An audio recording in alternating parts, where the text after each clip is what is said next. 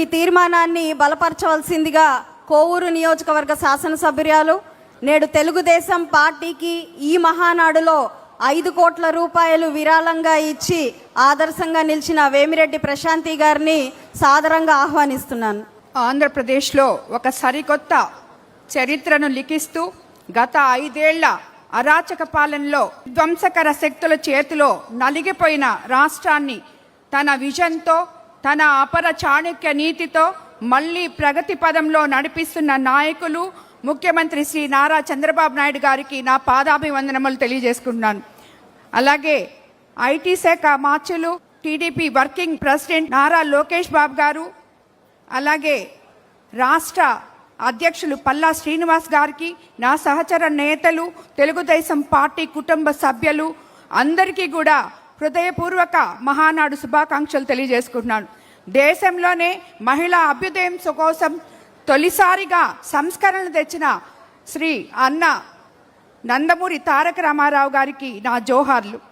ఈరోజు మనం 3 శక్తి థీమ్తో నిర్వహిస్తున్న ఈ మహానాడుని ప్రతి క్లస్టర్ నుంచి వర్చువల్గా వీక్షిస్తున్న పసుపు పండుగను తమ ఇంట్లో పండుగగా భావిస్తూ చేస్తున్న ప్రతి కార్యకర్తకి నా ధన్యవాదాలు తెలుపుకుంటున్నాను. ఈరోజు ఉమ్మడి నెల్లూరు జిల్లాలో 10కి 10 సీట్లు సాధించి తెలుగుదేశం పార్టీకి బలమైన జిల్లా అన్న నిరూపించుకున్న జిల్లాలో జరగవలసిన మహానాడు ఈరోజు మనం ఇక్కడ మన ముఖ్యమంత్రి గారి ఆశయంతో, మన ప్రధానమంత్రి గారు ఇచ్చిన సందేశం మేరకు, ఆయన ఆశయం మేరకు ఈరోజు ఇక్కడ వర్చువల్గా జరుపుకుంటున్నాం.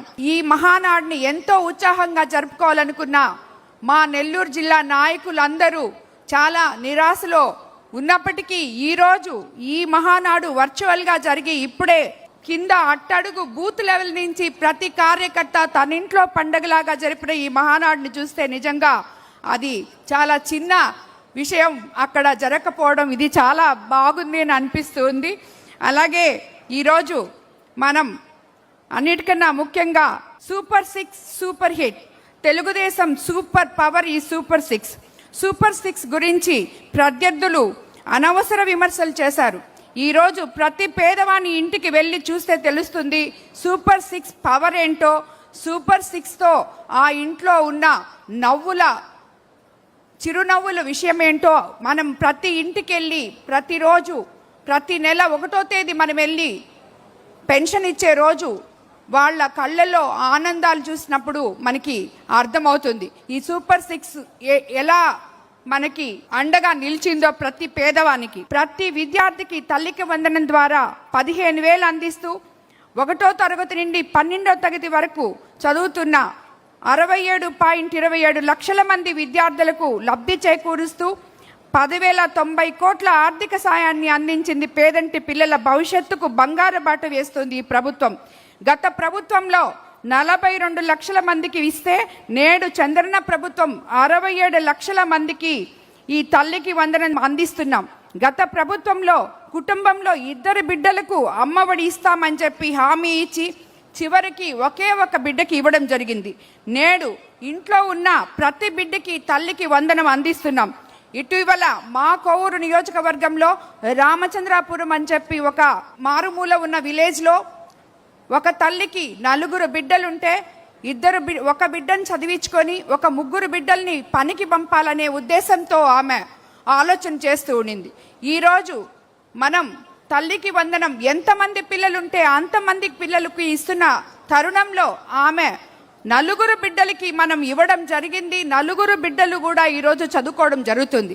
అదేవిధంగా స్త్రీ శక్తి ద్వారా ఆమె మనకి ఇప్పుడు ఆర్టీసీ బస్సుల్లో మనం ఎలాగా ఫ్రీగా వాళ్ళందరినీ పంపిస్తున్నామో ఆ తల్లే ఒక బిడ్డ ఇంటర్మీడియట్ చదువుతుంటే ఫ్రీగా అక్కడికి వెళ్ళి ఆమె ఇంటర్మీడియట్ చదువుతున్నప్పుడు స్త్రీశక్తి బస్సులో ఫ్రీగా వెళ్ళిన దానివల్ల ఆ తల్లికి సుమారు ఆ బిడ్డకి సంవత్సరానికి 8,000, అలాగే ఆ తల్లి కూలీ పనికి వెళ్తుంటే ఇంకొక 2,000 ఇవన్నీ కూడా మిగిల్చుకోవడం జరిగింది.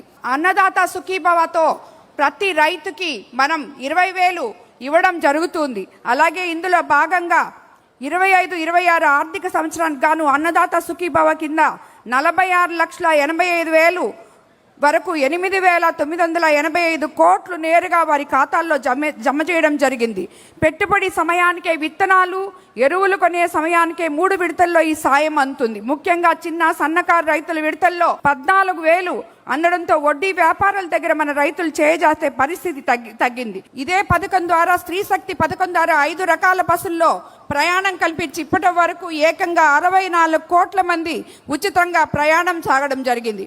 అలాగే ఈ అన్నిటికన్నా కూడా దీపం 2 పథకం ద్వారా మనం ఏడాదికి 3 సిలిండర్లు ఇచ్చి ఆడపడుచులను ఆదుకుంటున్నాం.